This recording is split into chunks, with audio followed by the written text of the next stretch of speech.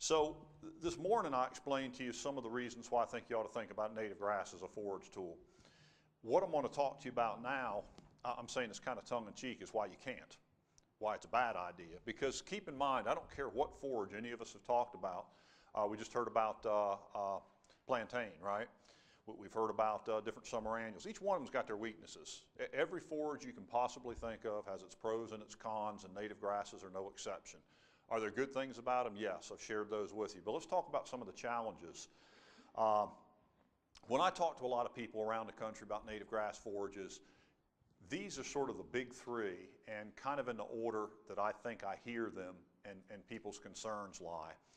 And let me start at the bottom and work up. I'm not going to address this today, not because it's a tough subject, but just because of time.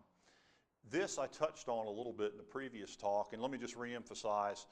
Native grasses, I don't think you have to be an elite forage manager to succeed at managing them. But keep in mind, they are more challenging. If you're prone not to paying any attention to what's going on there, it's going to be a little bit of a bump for you. My suspicion is the fact that you're in this room, you're paying attention to forages. And so I don't think that, so if you're looking for a reason not to grow or manage native grasses, I don't think number two is really the one you want to hang your hat on. Number one is a challenge, and I want to talk to you about that, and that's what this talk will be about.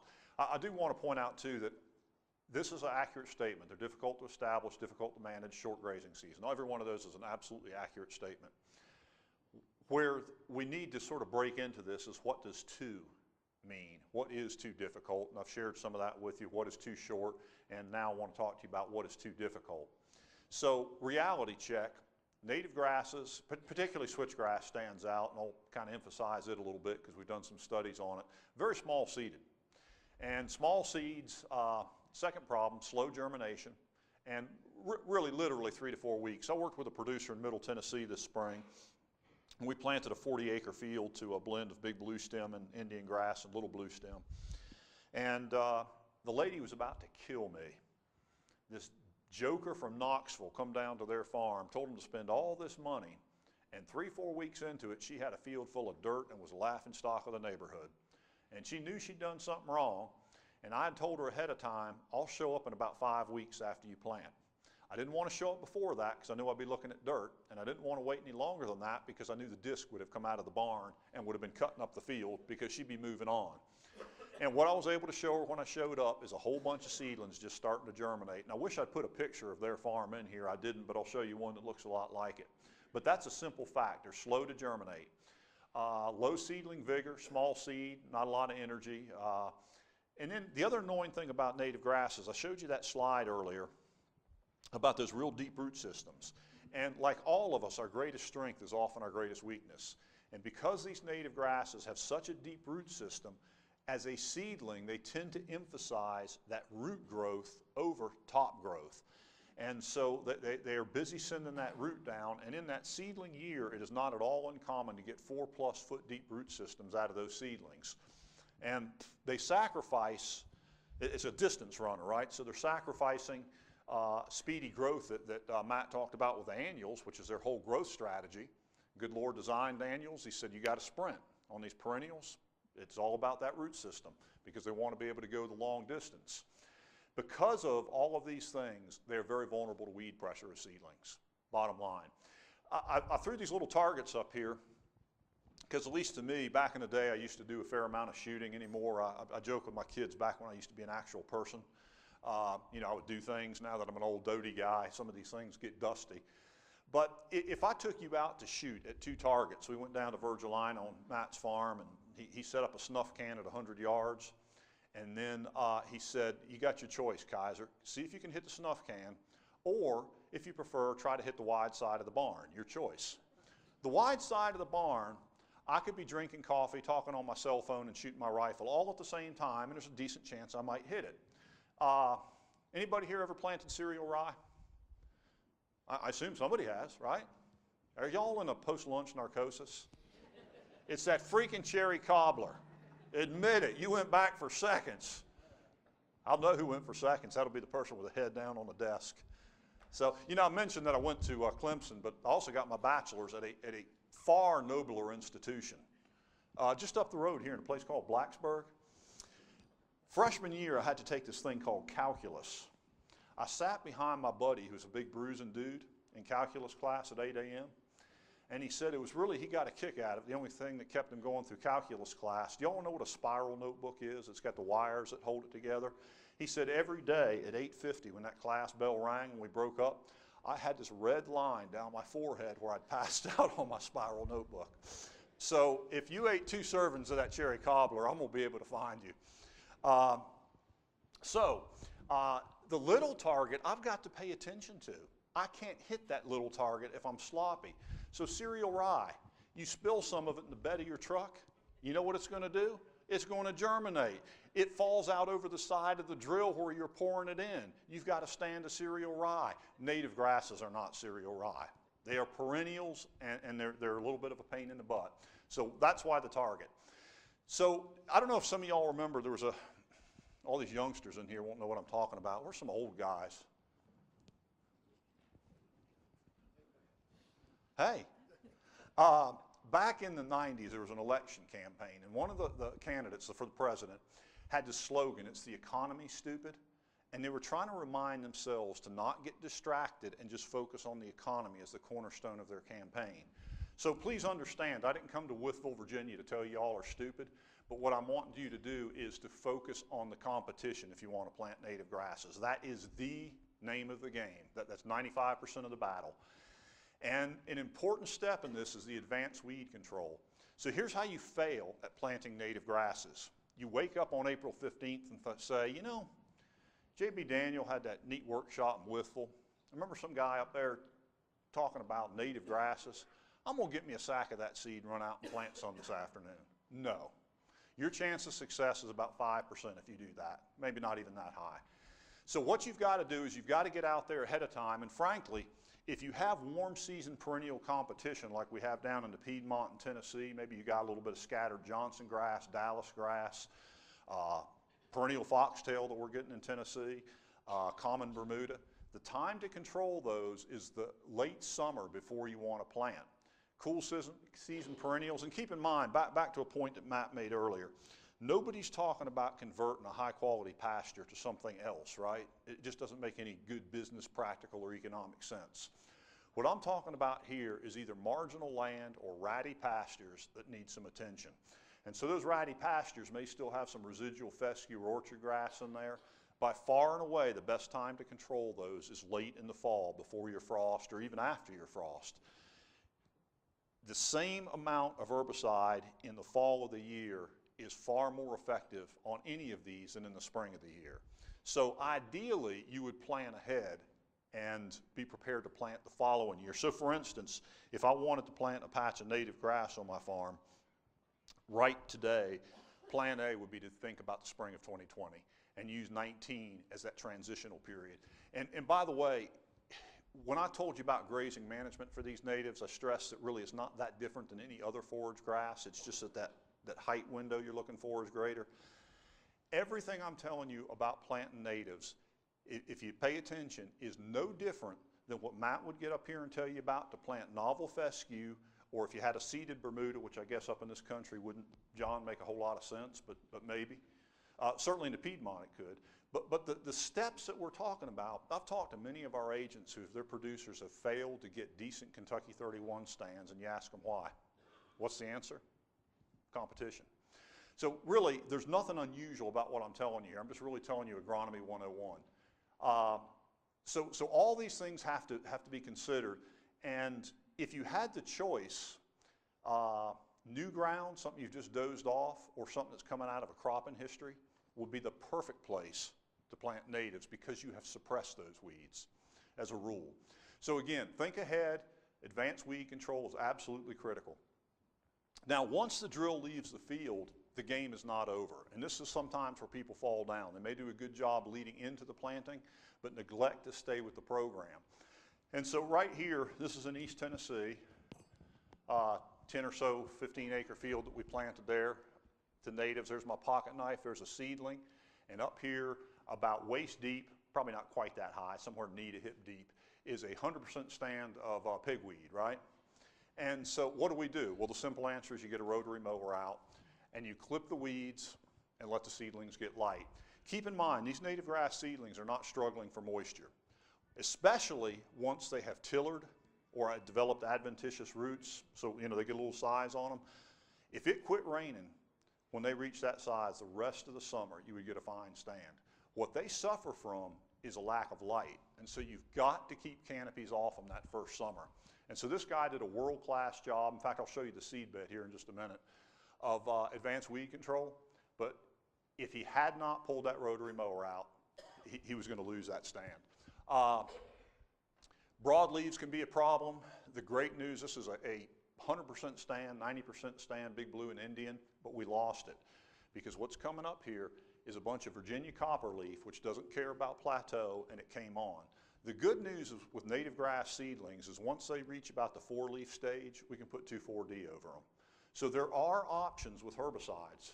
No aminopyralids as seedlings, but some of these things like you could reapply plateau, wouldn't help in this case, but 2,4-D is another, like I said, another option. Cimarron Plus, which we don't use in fescue country as a rule, but a pretty good Bermuda herbicide, is another option.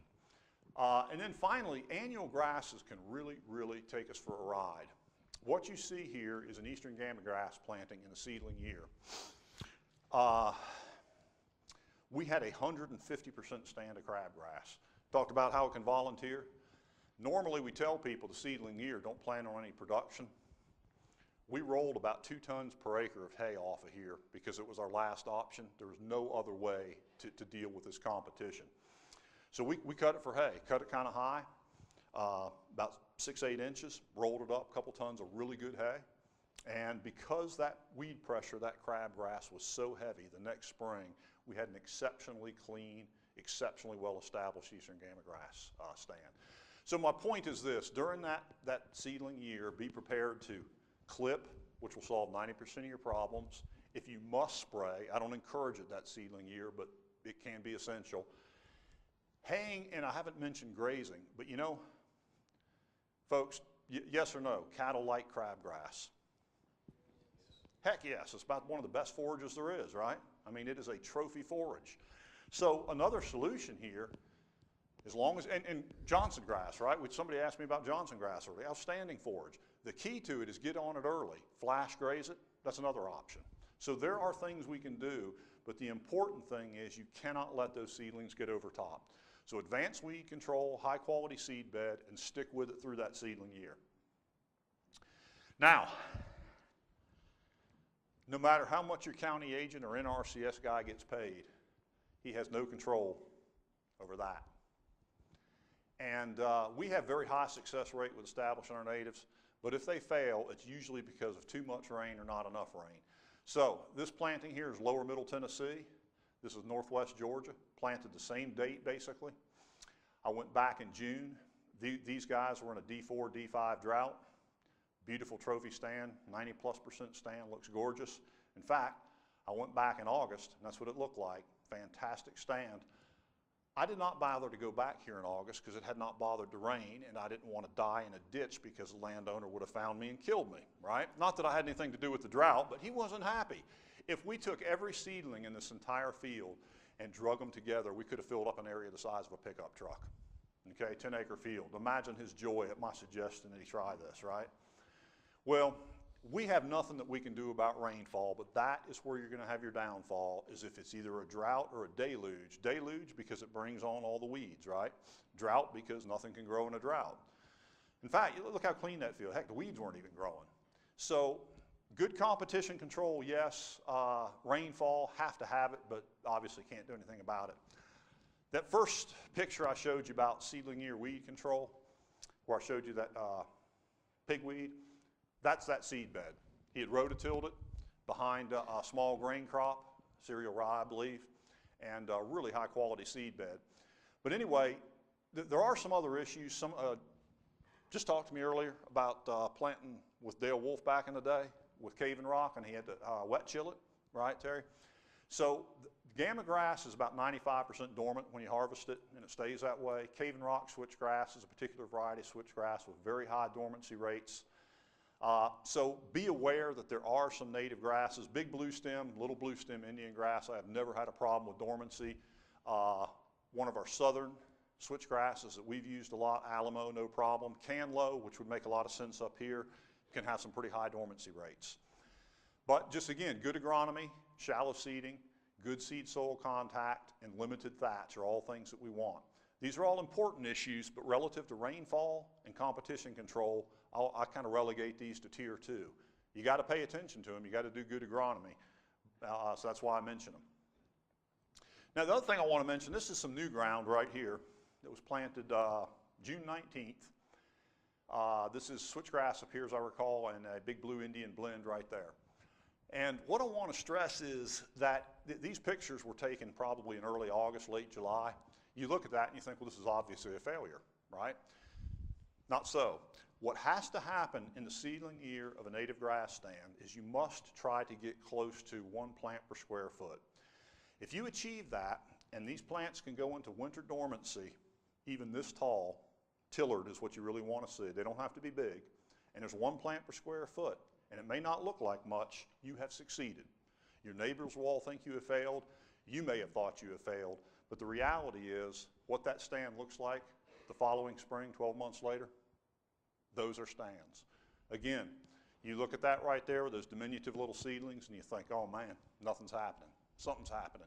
So again, the key is getting that 1 plant per square foot. Doesn't look like much, but keep in mind at maturity, these plants can very easily have anywhere from 20 to 40 to 50 on up to 200 tillers and can easily take up a square foot apiece.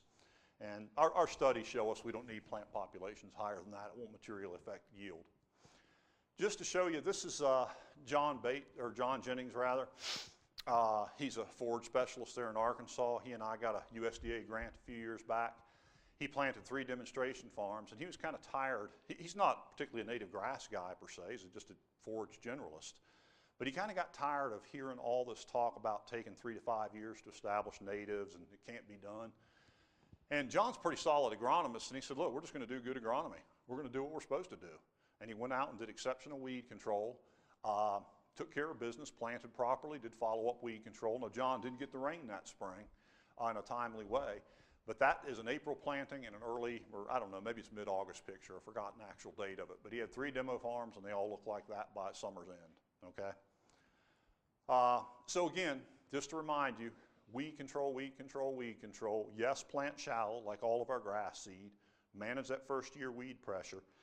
And then this is an important detail. During that seedling year, that plant's trying to grow those deep roots. So what we do not want to do is defoliate them during the spring, or excuse me, that first summer if we can help it, because what we want to do is not impede that deep root growth. So we want to allow that plant to fully develop. Planting native grasses takes attention to detail, and you can have a very high success rate, but for a lot of people, that year of no forage production is a showstopper. So is it too difficult to manage? I don't think so. Is it too difficult to establish? I don't think it's too difficult, but you got to pay attention to what you're doing, just like with the management. But you may not be able to live in a scenario where you, especially if you're grass poor, you can afford to have that stand out of production for a year. So that is a real important thing to be aware of. But for years I've heard people talk about this, yeah, it takes several years to establish them. Now physiologically, that plant is continuing to grow and develop during that second year, to where if you look at yields, just to throw some rough numbers out there, a first year stand might produce 2 tons per acre. A second year stand might produce 3 tons per acre, 50% increase. Third year stand might produce more like 4 and change. So again, a pretty substantial increase between years 2 and 3, okay? So it's pretty substantial. So, but during that second year, every stand we have ever established, we have either hayed or grazed during the second year with absolutely no detriment at all. That plant is now productive enough, vigorous enough, robust enough that it can sustain some hay cutting or grazing. The key thing is that we don't push it real hard that second year. Once we're past that, then we can be a whole lot more aggressive in our management. In fact, our track record, and I've talked to a lot of other people all around the country, just talked to a guy in southwest Missouri, I've talked to guys up in Kentucky, several of us in Tennessee, our switchgrass guys. Our batting average is about 85% the first time we do it, okay? John Jennings was 100%, so he's kind of feeling pretty good. But those 15% when we fail are overwhelmingly because of weather. And if I were to explain or come up with some other explanations, by and large, it's going to be poor weed control or deep planting or heavy thatch, some of the things we've talked about. And I've already mentioned second year production is a reasonable goal. There's no reason in the world you can't have cattle in that pasture that second summer. And let me use this as an example. I'm about to show you a slide here of a stand that we established that had a very good first year. The second summer, and we've done this on a lot of stands, this isn't unique, what we find is we get close to 2 tons per acre if we cut it for hay out of that second summer. Remember what I told you our average is in Tennessee? In general, and good managers, better soil obviously do better, but on average about 2.5 tons per acre is what we get on our fescue. So I've really already recovered back to very nearly what my fescue production is by the second year with that roughly 2 tons of forage I can produce. And then again, what does too difficult mean to establish? Some people I hear talk about it seem to think that it's nigh on impossible. That I use this analogy, another talk not long ago, is you can see I'm a very young guy, right? And you can see I'm just an incredible physical specimen. If I had to take, say, a 50-pound pack and go climb Mount Kilimanjaro tomorrow, I need to leave behind a message for y'all to put on my tombstone, okay? Now, if you want me to walk up a hill here that's, you know, maybe 100 yards long, goes up 50 feet with a day pack on my back, I can handle that, okay? I might be huffing and puffing, but I can do it. So the second scenario is not nearly as hard as the first scenario, but it's a lot harder than laying on a couch, right? And so what is too difficult? I'll let you decide, that's your choice. But the point is 85% batting average if you do a good job with weed control and follow up. And then finally, you don't need to wait 3 to 5 years to see production. One thing I want to leave you with, we've started putting together a video series that we're calling a native grass college for lack of anything better to call it. And we have put this out here on our webpage, Establishment 101, and there's a whole bunch of different segments within that. You can just see it at the top of the page. There's about 8 or 10 little segments in there. Each one of them is about 60, 90, 120 seconds long.